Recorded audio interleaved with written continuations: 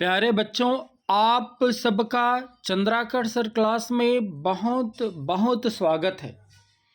हम लोग इस वीडियो में चर्चा करेंगे हायर सेकेंडरी परीक्षा 2025 भौतिक विषय के यूनिट 5 के बारे में हम लोग चर्चा करने वाले हैं।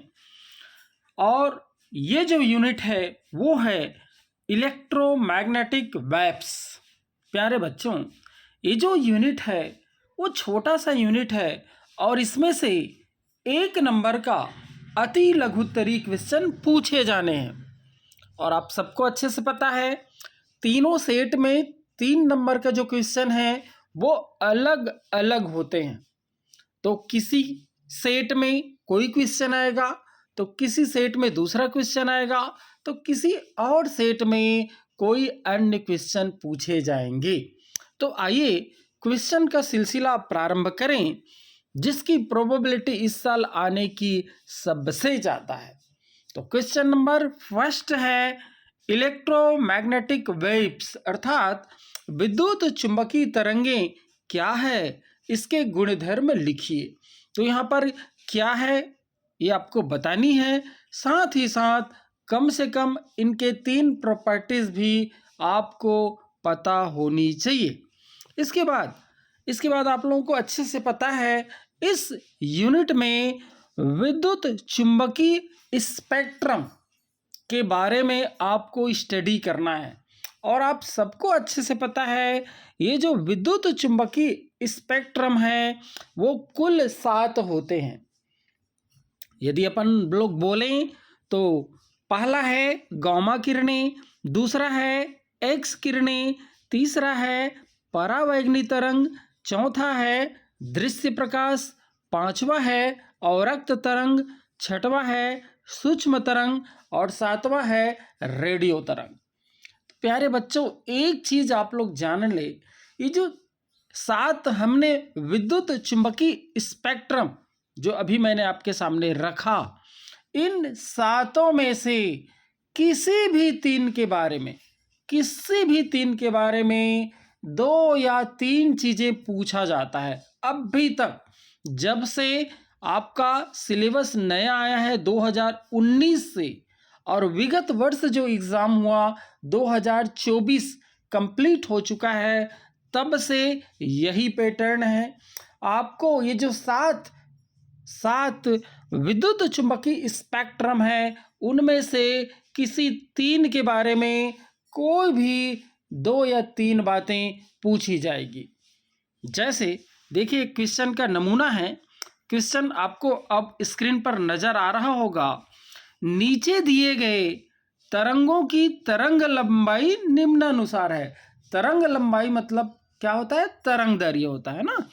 उन तरंगों के नाम व एक उपयोग लिखिए।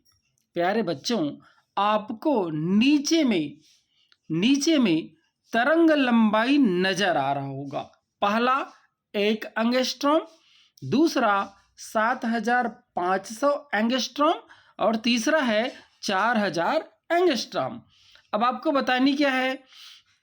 आपको ये बताना है कि 1 एंगस्ट्रॉम वाला विद्युत चुंबकीय स्पेक्ट्रम कौन है, उसका नाम बताना है। दूसरा आपको बताना है 7500 एंगस्ट्रॉम वाला विद्युत चुंबकीय स्पेक्ट्रम का क्या नाम है। और तीसरा आपको बताना है 4000 एंगस्ट्रॉम वाले विद्युत चुंबकीय स्पेक्ट्रम का क्या नाम है। मतलब ये तरंग लंबाई अर्थात तरंग दैर्घ्य को देख करके आपको पहचानना है कि वो कौन सा विद्युत चुंबकीय स्पेक्ट्रम है। और न केवल पहचानना है, बल्कि पहचान करके उसका एक उपयोग भी लिखना है। प्यारे बच्चों, जैसे कि मैं आपको बताऊं, ये जो 1 एंगस्ट्रॉम वाला विद्युत चुंबकीय स्पेक्ट्रम है ना, उसका नाम है गामा किरणें। गामा किरणें नाम है इसका, और इसका उपयोग कैंसर के इलाज में होता है ना, जो कि अवांछनीय कोशिकाओं को नष्ट करता है। ये आपको लिखना था। दूसरा पूछा गया है 7500 एंगस्ट्रॉम वाले विद्युत चुंबकीय स्पेक्ट्रम का नाम आपको लिखना है। तो नाम है अवरक्त तरंगें। और काम है धुंध या अंधेरे में फोटोग्राफी। तीसरा है 4000 एंगस्ट्रॉम वाला जो विद्युत चुंबकीय स्पेक्ट्रम है उसको पहचानना है, तो वो है दृश्य प्रकाश। और आपको बहुत अच्छे से पता है दृश्य प्रकाश का उपयोग हम सब करते हैं, और वो है वस्तु को देख करके उसका स्टडी करना, उसका अध्ययन करना। तो इस टाइप के क्वेश्चन पूछे जाते हैं। इसका उल्टा भी पूछा जा सकता है। हो सकता है आपको विद्युत चुंबकीय स्पेक्ट्रम का नाम दे दे। जैसे नीचे देखिए, नीचे स्क्रीन पर देखिए, ये टेबल आपके सामने आ गया। देखिएगा यहाँ पर जो सातों विद्युत चुंबकीय स्पेक्ट्रम है उसका नाम आपको स्क्रीन पर नजर आ रहा होगा। और कौन से विद्युत चुंबकीय स्पेक्ट्रम के बारे में कौन से साल में पूछा गया था, ये सब भी आपको स्क्रीन पर नजर आ रहा होगा। ये नजर आ रहा होगा। तो इसके बारे में आपको कम से कम 3 बातें पता होनी चाहिए। अच्छा, पिछले साल अवरक्त का आया था, देख लीजिएगा, नजर आ रहा होगा। एक्स किरण का आया था और सूक्ष्म तरंग का आया था। तो इस साल निश्चित रूप से रेडियो तरंग का पूछा जा सकता है, दृश्य प्रकाश का पूछा जा सकता है, और गामा किरण का इस साल पूछा जा सकता है। अच्छा, क्या क्या बातें पूछी जा सकती है? एक तो उपयोग है, एकदम महत्वपूर्ण चीज है, इनका उपयोग आपको पता होनी चाहिए। दूसरा, आपको ये पता होना चाहिए ये जो विद्युत चुंबकीय स्पेक्ट्रम है उसको हम कहाँ से उत्पन्न कर सकते हैं, कैसे उसको उत्पन्न कर सकते हैं, ये भी कई बार पूछा जा चुका है, जिसको स्रोत बोला जाता है। इसका स्रोत क्या है? इस विद्युत चुंबकीय स्पेक्ट्रम को प्राप्त करने का स्रोत क्या है, ये भी आपसे पूछा जा सकता है। साथ ही साथ इसका जो तरंग लंबाई है, जिसको तरंग दैर्घ्य बोलते हैं, ये भी, इसका रेंज भी आपको पता होनी चाहिए। साथ ही साथ इसका आपको प्रॉपर्टीज और जो अनुप्रयोग है वो क्या काम आता है, ये 3 चीजें पता होनी चाहिए।